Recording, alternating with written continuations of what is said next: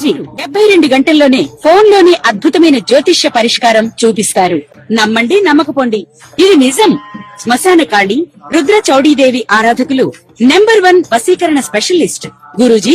మనిషి పుట్టుక నుండి చనిపోయే వరకు వచ్చే అన్ని క్లిష్టమైన సమస్యలకు పరిష్కారం ఇక్కడ లభిస్తుంది. విద్య, ఉద్యోగం, వ్యవహారం, స్త్రీ ప్రేమ, పెళ్లి, సంతానం, స్త్రీ పురుష వశీకరణం, భూవశం, భార్యాభర్తల కలహాలు, కోర్టు సమస్యలు, విడాకుల సమస్యలు, చేతబడి, అప్పుల బాధ, ఇంకా మీకు ఎలాంటి సమస్యలు ఉన్నా 72 గంటల్లోనే.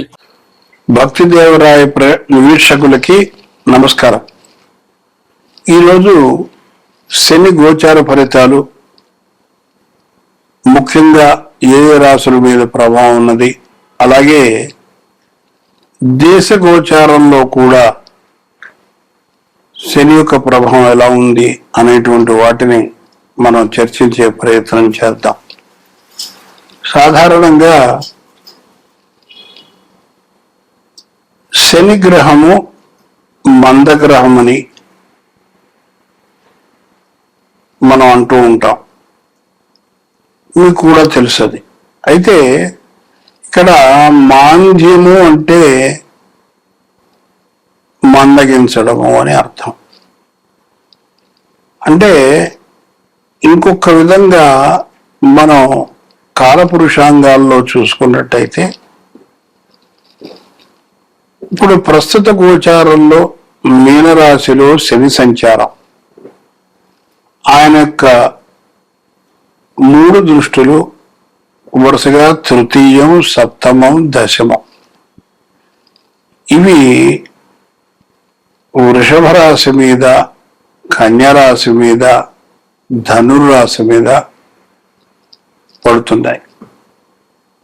అంటే శని తను ఉన్నటువంటి స్థానం నుంచి ఏ స్థానాలను చూస్తాడో ఆ స్థానాలకి భంగం కలిగేటువంటి అవకాశం ఉంటుంది. అంటే మనకి ఉదాహరణకి మనం వృషభం తీసుకుందాం. వృషభం 2వ భావం అనుకుందాం. 2వ భావం అంటే కుటుంబం ఉంటుంది, వాక్స్థానం ఉంటుంది, మనం తినేటువంటి ఆహారం నోట్లోకి వెళ్తుంది, అది కూడా 2వ భావమే. అలాగే మీకు ధరస్థానం కూడా 2వ భావమే. ఇవన్నీ కూడా గొంతు, అది కూడా 2వ భావమే. ఎప్పుడైతే శని యొక్క దృష్టి ఈ భావం మీద పడిందో, 2వ భావం మీద పడిందో, ఇవన్నిటి యొక్క ఏదైతే మనం అనుభూతిని పొందుతున్నామో అది తగ్గుతుంది, ఒక లెవెల్ కొంతవరకు తగ్గుతుంది. అలాగే భచక్రంలో షష్ఠమ రాశి అయినటువంటి కన్యారాశి, దీని మీద శని యొక్క దృష్టి ఉన్నప్పుడు మనం ఏ ఆహారాన్నైతే తీసుకోకూడదో, ఏ ఆహారం తీసుకుంటే మనకి బుద్ధి మందగించి పనిలో కూడా అలసత్వం వస్తుందో, అలాంటి రాశి అయినటువంటి కన్యరాశి మీద శని దృష్టి ఉండడం అంటే జీర్ణ ప్రక్రియ తగ్గిపోతుంది. ఉదాహరణకి చాలా సింపుల్ ఎగ్జాంపుల్ చెప్తాను. ఏమిటంటే, మనం మామూలుగా ఆంధ్ర ప్రాంతం కానీ తెలంగాణ ప్రాంతం కానీ మామూలు బియ్యం తీసుకుంటాం మనం. కానీ మీరు అటు ఉత్తరాది అంటే నార్దర్న్ ఇండియా కనుక వెళ్ళినట్లయితే బాసుమతి రైసే వాడతారు. మన హోటల్లో వెళ్తే సాధారణంగా సగం వండినటువంటి బియ్యాన్నే మనకు వడ్డిస్తారు. ఇప్పుడు నార్దర్న్ ఇండియాలోకి వెళ్ళినప్పుడు ఈ బాసుమతి రైసు సగం ఉడికి సగం ఉడక్క, అది తిన్నప్పుడు ఆటోమేటిక్ గా మీకు హెల్త్ చెడిపోతుంది. ఏమిటి? జీర్ణ ప్రక్రియ మందగిస్తుంది. అక్కడ మాంద్యుడి యొక్క శని యొక్క ప్రభావం కనబడుతుంది. సో ఈ విధంగా ధనుర్రాశి అంటే ధనస్సు అంటే నడుము వెనక భాగం, నడుము కింది భాగం, పిరుదులు, ఆ భాగం అంతా కూడా శని యొక్క దృష్టి. అంటే ఎవరికైతే షష్టమ భావానికి శని యొక్క సంబంధం ఉందో వీటికి సంబంధించినటువంటి రుగ్మతలు వస్తాయి అని చెప్పి మన శాస్త్రం చెప్తోంది. ఇప్పుడు ఇందాక మనం మాట్లాడుకున్న ఏళ్ళనాటి శని, దాని గోచారము, దాని ఫలితాలు అనేటువంటిది ప్రప్రథమంగా ఈ ఏళ్ళనాటి శని యొక్క ప్రభావంలో ఉన్నటువంటి రాశులు కుంభం, మీనం, మేషం. మొన్న మధ్యనే శని కుంభాన్ని వదిలి మీనంలోకి వెళ్ళాడు. కుంభంలో ఉన్నంతసేపు కుంభరాశి వాళ్ళకి విపరీతమైనటువంటి ఆరోగ్య సమస్యలు, నడువుకు సంబంధించినటువంటి సమస్యలు, యూటరస్ కానీ లేకపోతే లేడీస్కి సంబంధించినటువంటి సమస్యలతో అనేక మంది బాధపడుతూ నాకు ఫోన్ చేసి దానికి పరిష్కార మార్గం అడగడం జరిగింది. అయితే ఇప్పుడు ప్రస్తుతం కుంభరాశిలోంచి మీనరాశిలోకి వచ్చి స్వనక్షత్రంలోనే ఉన్నాడంటే ఉత్తరాభాద్రంలోనే అతని యొక్క గోచారం జరుగుతూ ఉంది. కొద్ది కాలంలో ఆయనకి వక్రగతి వస్తుంది. ఈ వక్రగతి వచ్చినప్పుడు ఈ యొక్క పీడ విపరీతంగా ఉంటుంది. ఇది మీరు గుర్తుపెట్టుకోవాలి. అంటే మనం శని యొక్క పూజలు చేయొద్దని కానీ లేదా గోపురాలకి గుళ్ళకి వెళ్ళొద్దని కానీ నేను చెప్పరు, కానీ ఆరోగ్యం తస్మాత్ జాగ్రత్త. అంటే ఏదైతే ఆహారం తీసుకుంటే మీకు ఇబ్బంది కలుగుతుందో ఆ ఆహారాన్ని మాత్రం మీరు తగ్గించాలి అనేటువంటిది సూచన తప్పనిసరి. అయితే మరి ఇక్కడ ఒక ప్రశ్న వస్తుంది. నా బోటి వాడు ఎవడో పెద్ద అంటాడు, ఏమండి మరి మాకు బుర్ర పనిచేయదని అని చెప్తారు కదా, ఎల్లాడి సెలవు వచ్చినప్పుడు అన్ని తప్పులు చేసేటువంటి అవకాశాలు ఉంటాయి కదా, మన యూట్యూబ్ ఛానల్లో చాలా మంది చెప్తున్నారు, మరి దీనికి ఏంటి అన్నప్పుడు ప్రతి సోమవారము శివాలయంలో మారేడు చెట్టు చుట్టూతా 5 ప్రదక్షిణాలు ఓం నమ శివాయ, ఓం నమ శివాయ, ఓం నమ శివాయ. అలాగే శనివారం నాడు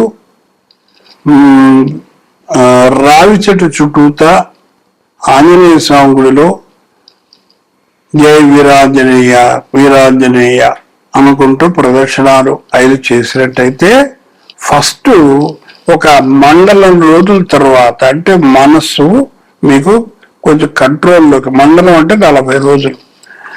కొంతమందికి రాదండి, అంటే వాళ్ళకి శని పీరియడ్ జరుగుతూ ఉంటే, అంటే దశ కానీ దశ కంటే కూడా భుక్తి అంతరం జరుగుతూ ఉన్నట్టయితే వాళ్ళకి బాగా ఎఫెక్ట్ ఉంటుంది. కాబట్టి వాళ్ళు కంపల్సరిగా భుక్తి ఉన్నన్ని 2.5 సంవత్సరాలు 3.5 సంవత్సరాలు కంపల్సరిగా వాళ్ళు ఈ ప్రదర్శనలు చేయాలి.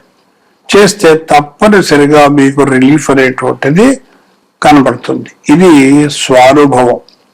ఏదో పుస్తకాల్లో చదువు, గ్రంథాల్లో కాపీ కొట్టు చెప్పేది కాదు. ఇది 50 సంవత్సరాల అనుభవం మీ ముందరకు తీసుకొస్తున్నాను. ఇంకోటి, ఎప్పుడైతే మీకు ఏలినాటి శని యొక్క పీరియడ్ మొదలవుతుందో మీరు ఖర్చు పెట్టేటువంటి ప్రతి పైసా కూడా మీ సతీమణి యొక్క అండర్లోనే, అంటే ఆమె యొక్క కనుసైగలతోటే మీరు వెళ్ళడం మంచిది అని నా యొక్క అభిప్రాయం కూడా. లేకపోతే మీరు పల్టీ కొడతారు, ఉన్న డబ్బులన్నీ ఖాళీ. ఇది తథ్యం. కాబట్టి ఇది మీరు గుర్తుంచుకోవాలి. అలాగే ఆడవాళ్ళకి జరుగుతుంది అనుకోండి, అప్పుడు భర్త చెప్పినటువంటి విధంగా వెళ్ళు వినాలి. అప్పుడు ఇద్దరికీ జరుగుతుంది అనుకుందాం, అప్పుడు పెద్దవాళ్ళ యొక్క సలహా తీసుకుని, ఎవరో సీనియర్ మోస్ట్ ఆచార్యుడు, నా ఓటు వాడు, నన్నే కాదు ఎవరైనా కాదు, వాళ్ళ యొక్క అభిప్రాయం తీసుకుని సలహా తీసుకుని అప్పుడు మీరు ముందరికెళ్తే దీంట్లోంచి బయటపడి చక్కటి జీవనాన్ని మీరు సాగించవచ్చు. ఏనాడు శనగారు భయపడిపోయి అమ్మో అయ్యో అని మొదలు వచ్చి లేనిపోయిన టెన్షన్ తెచ్చుకోవాల్సిన పని లేదుగాక లేదు. అయితే సీనియర్ సిటిజన్స్ కి విషయాలకు వచ్చేసరికి ఏళ్ళనాటి శని పీరియడ్ లో ఒక్కటి మాత్రం గుర్తుపెట్టుకోండి, ఎలాగైనా ఏదో ఒక రోజు మనం ఈ లోకాన్ని వదిలి వెళ్ళిపోక తప్పదు. కానీ ఈ శని ఏం చేస్తాడంటే వైరాగ్యాన్ని కలుగు చేస్తాడు. ఇక భార్య పిల్లలు లేదు, అంతా విద్య, ఇది ఉట్టి నాటకం, వీళ్ళందరూ మనతో ఆడుకుంటున్నారు అనేటువంటి జ్ఞానాన్ని మాత్రం తప్పనిసరిగా శని ఎవరికైతే దశ జరుగుతుందో ఆ పీరియడ్ లో ఎక్కడో అక్కడ మీకు తప్పనిసరిగా ఈ యొక్క అనుభవం అనేటువంటిది మీకు వస్తుంది. ఇంకా ఈ ఏళ్ళనాటి శని పీరియడ్ లో మీకు తెలియకుండా కూడా అనేకమైనటువంటి ఇనిమికల్ యాక్టివిటీస్, అంటే గుప్త శత్రువులు మీతోటే ఉంటారు. మీరు కాఫీ తాగిస్తే తాగుతారు, టిఫిన్లు తింటారు, మీతో పాటు భోజనం చేస్తారు, ఇంటికి వస్తారు, ఇంట్లో కూర్చుంటారు, అన్ని మీతో అవసరమైతే డబ్బు కూడా తీసుకుంటారు అప్పుగా. ఇవన్నీ చేసినప్పటికీ కూడా వీళ్ళు మిమ్మల్ని మర్చిపోతారు. ఇట్లాంటి వాళ్ళతో తస్మాత్ జాగ్రత్త. మీరు ఎట్టి పరిస్థితుల్లో మీరు ఒక్క పైస ఎవరికి ఇవ్వవద్దు, అలాగే ఇంకోరి దగ్గర తీసుకోవద్దు. ఎందుకని అంటే దాదాపుగా రాశి యొక్క 12వ భావం నుంచి 2వ భావం వరకు రావడానికి 7.5 సంవత్సరాలు కాలం పడుతుంది. కాబట్టి 7.5 సంవత్సరాలు మీరు ఇబ్బంది పాలవుతారు. దానికంటే తీసుకోకుండా ఉంటే ఒక 2-3 రోజులు కష్టపడతాం, ఒక 2 రోజులు కష్టపడతాం. కానీ ప్రశాంతత, మనసుకు ప్రశాంతత దొరుకుతుంది, చక్కటి నిద్ర పడుతుంది, హాయిగా ఉంటారు. పిల్లలు, మీ భార్య భర్తలు అందరూ చక్కగా సానుకూలంగా జీవితాన్ని సాగిస్తారు. ఇది ఈ ముఖ్యంగా ఏళ్ళనాటి శని యొక్క ప్రభావం అనేటువంటిది మీకు క్లుప్తంగా చెప్పడం జరిగింది. అలాగే పరిహార కార్యక్రమంలో ఇందాక చెప్పిన దాని తర్వాత మనకి వీలైనంత వరకు ప్రతి సోమవారం ఇంట్లో లేదా గుడిలో వీలును బట్టి మహాన్యాస రుద్రాభిషేకం చేయించుకోవడం ఒక ఎత్తు. అలాగే ప్రతి మాస శివరాత్రికి ఇంట్లో గాని గుడిలో గాని శివ అర్చన అంటే లేదా అభిషేకం చేయించుకోవడం కూడా చాలా ఉత్తమమైనటువంటి పరిహారంగా మనం చెప్పవచ్చు. అలాగే ఆంజనేయ స్వామికి వడమాల వేయడము శనివారం పూట, లేదు తవనపాకు తోమాల సేవ చేయడము, ఇలాగే ఇంకేదైనా ఆయనకి చాలా రకాలైనటువంటి పూజలు ఉన్నాయి, అవి చేసినా కూడా ఉపశమనం తప్పనిసరిగా జరుగుతుంది. నాకు ఈ మధ్య కాలంలో బ్రహ్మాండమైనటువంటి అనుభూతి ఈ హనుమంతుల వారి యొక్క దయ వల్ల చాలా జరిగింది. మా యొక్క మిత్రుడు, చిరకాల మిత్రుడు చాలా అస్వస్థత పొంది హాస్పిటల్లో అడ్మిట్ అయి ఇక కష్టం అనేటువంటి స్టేజ్కి వచ్చినటువంటి వ్యక్తి ఇప్పుడు నార్మల్ గా డిశ్చార్జ్ అయ్యి ఇంట్లో ఉన్నాడు.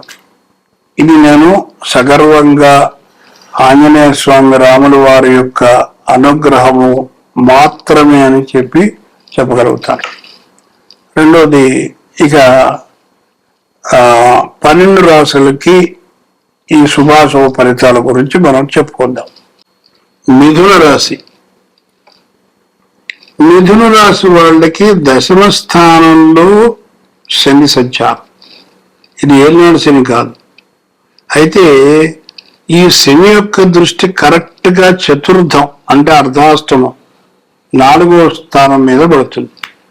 దానివల్ల మీకు ఈ సంవత్సరం సౌఖ్యం అంటే సుఖం లేదా కంఫర్ట్స్ ఏదైతే మనం అనుకుంటామో అవి కొంచెం ఇబ్బంది కలిగేటువంటి అవకాశం కనబడుతుంది.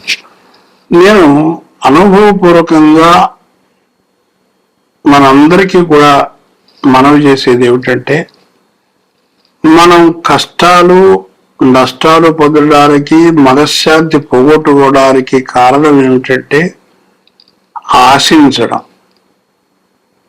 మానవుడు ఆశాజీవి కాదన్నా. మనదేంటంటే నాకే రావాలి, వాడు నాకేమైనా ఇస్తాడేమో, ఇలాంటి పిచ్చి పిచ్చి ఆలోచనలు కంప్లీట్గా వదిలేసేయండి. మనం అసలు ఆలోచించద్దు, ఆటోమేటిక్ గా కర్మ సమయం అదంతట అదే తన యొక్క పని చేసుకుంటూ వెళ్ళిపోతుంది. ఈ 4వ స్థానంలో ఎప్పుడైతే దృష్టి పడ్డదో మీకు గృహానికి సంబంధించినటువంటి కొన్ని ఇబ్బందులు ఏర్పడతాయి.